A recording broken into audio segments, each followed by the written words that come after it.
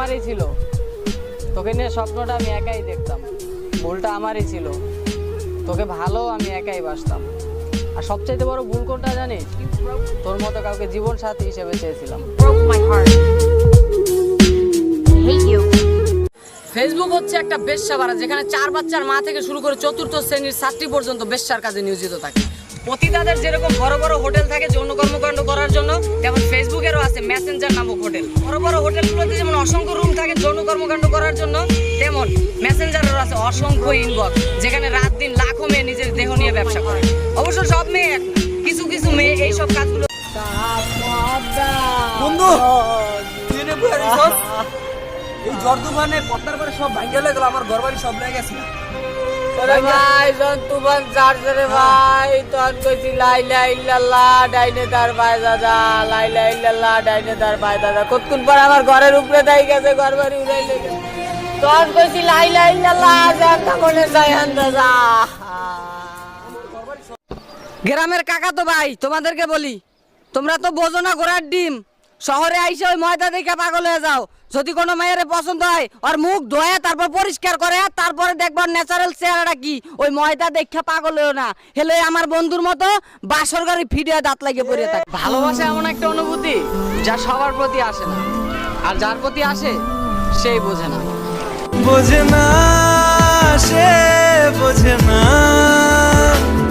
বোঝে না সে।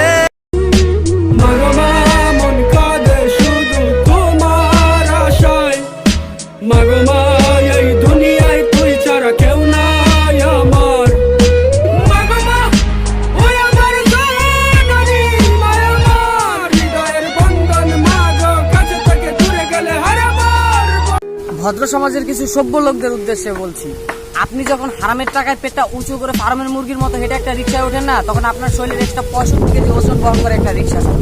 আর সেই রিক্সা চালক যখন আপনার কাছে 5টা টাকা বেশি চায়, তখন তাকে মারতে ওঠেন আর বিশ্রী ভাষায় গালাগালি করে। ওই রিক্সা চালকের কি কোনো মান সম্মান নেই? অবশ্যই মান সম্মান আছে, আপনার চাইতে অনেক বেশি মান সম্মান তার আছে, কারণ সে আপনার মতো হারামের টাকা রোজগার করে না। সে মাথার ঘাম পায়ে ফেলে অনেক কষ্ট করে উপার্জন করে। আপনার চাইতে সে 1000 গুণ বেশি সম্মানপ্রাপ্ত লোক। সে একজন যোদ্ধা, আপনার মতো হারামখোর না।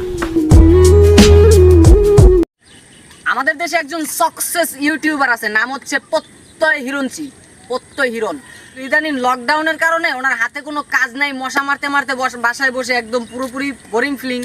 তখন কি করবে, তাই লাইকিতে এসে একটু লাড়াচাড়া দেওয়া শুরু করলেন, আর অপুকে নিয়ে একটা রোস্টিং ভিডিও বানালেন, আমরা সবাই দেখছি। তো আমার কথা হচ্ছে, প্রত্যয় ভাইয়া আপনি একজন সিনিয়র সেলিব্রিটি, সো আপনার এসব কাজে না শোভা পায় না। আপনি দেখবেন অনেক সময় পাড়া মহল্লায় অনেক ধরনের কুটনা বুড়া লোক থাকে, তাদের কাজ কি ওই পোলাপান কোথাও আড্ডা দিলে তাদের উপর নজর রাখে, তারা কি সিগারেট খাচ্ছে কিনা, তখন আস্তে করে চিপায় যায়, দেখে যে তাদের হাতে সিগারেট আসেনি। যদি দেখে সিগারেট, তাহলে সাথে সাথে করে এই তোর হাতে বিড়ি কেন। তো তার মধ্যে কিছু পণ্ডিত পোলাপানও থাকে, যারা আবার ওই যে যখন ওই মুরব্বি বিড়ির কথা বলে, তখন তার সামনে ওপেন টানতে শুরু করে দেয়। তখন কি হয় জানেন, ওই মুরব্বির পেস্টিস পুরা পাংচার হয়ে যায়। তো আপনিও ঠিক এই একই কাজ করলেন, আপনি মুরব্বি হয়ে জুনিয়রদের মধ্যে এসে ঘাটাঘাটি শুরু করছেন।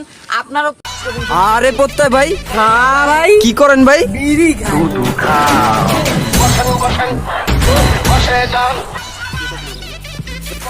আরে প্রত্যয় ভাই, হ্যাঁ ভাই, কি করেন ভাই? বাথরুমে যান ভাই, আঘাত আছে।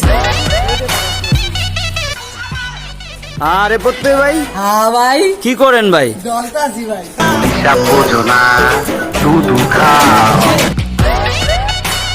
আরে প্রত্যয় ভাই, হ্যাঁ ভাই, কি করেন ভাই? বাজারে যাই ভাই।